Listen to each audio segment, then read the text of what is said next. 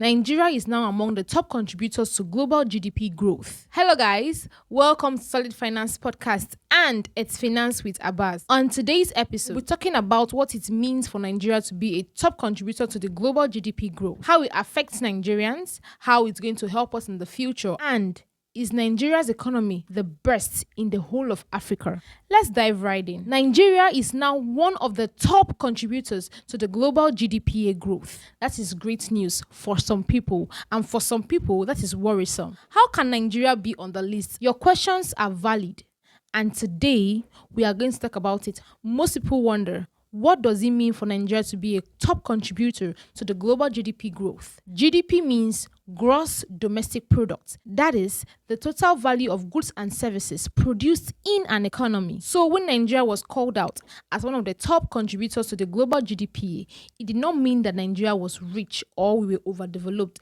It just meant that our economy was doing well and was rising fast. The Nigeria's economy has also gone as far as adding a noticeable amount of money to the global space, making it hard for them not to recognize Nigeria. Nigeria is contributing so much because they have three drivers. That is population, economic reform, and our shift away from oil, making us diversify into other business sectors, not just oil. Now, this brings us to the question on everybody's mind. If Nigeria's economy is growing, is this good news or bad news? The answer is balanced.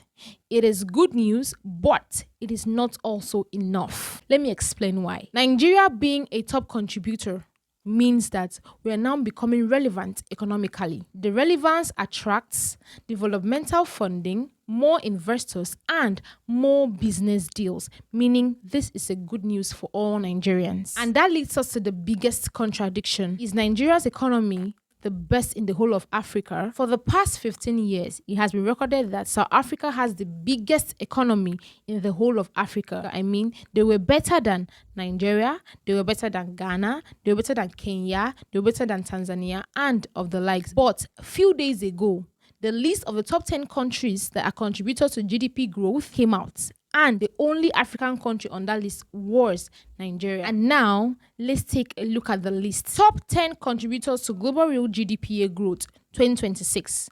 Number 1 on the list is China with 26.6%. Number 2 on the list is India with 17%. Number 3 on the list is United States of America with 9.9%. Number 4 on the list is Indonesia with 3.8%. Number 5 on the list is Turkey with 2.2%. Number 6 on the list is Saudi Arabia with 1.7%. Number 8 on that list is Vietnam with 1.6%. Number 8 on the list is Nigeria with 1.5%. Number 9 on the list is Brazil with 1.5%. And the 10th country on that list is Germany with 0.9%. Those are the lists of the top 10 contributors to the global real GDP growth 2026. For many years, South Africa has been very stable, very organized, and well put together, while Nigeria felt big and chaotic. Recently, the global data shows that Nigeria is one of the top countries that is contributing to the global GDP growth.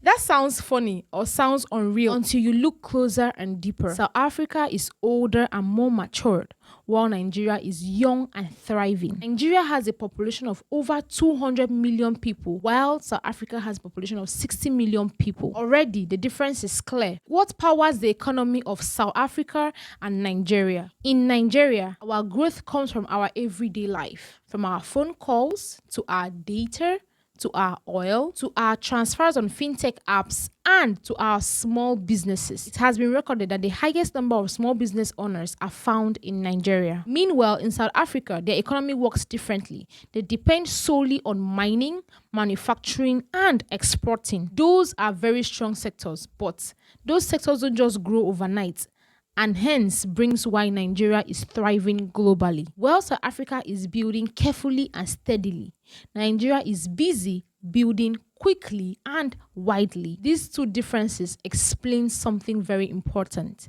The world is not looking at who is doing the best. They're looking at which country brings the speed to the market. Nigeria has understood this pattern, and hence the reason why Nigeria is topping South Africa in the global space. While South Africa are more coordinated and are controlled by structure, hence why they move very slow. But here's the question on everybody's lips. If Nigeria's economy is growing bigger and louder, why are we not seeing it in our pockets? The reason is inflation is high, rent is expensive, and transportation has become high. Meanwhile, in South Africa, they have a more stable system.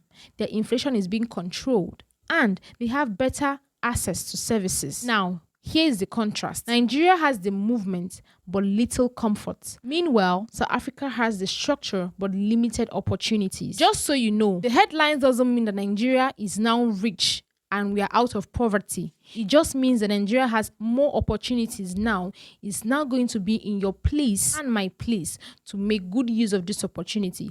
Once the investors start coming, make sure you are a beneficiary. Do you think Nigeria is better, or do you think South Africa is still better than Nigeria, regardless of what the headlines are saying? Until next time, bye for now.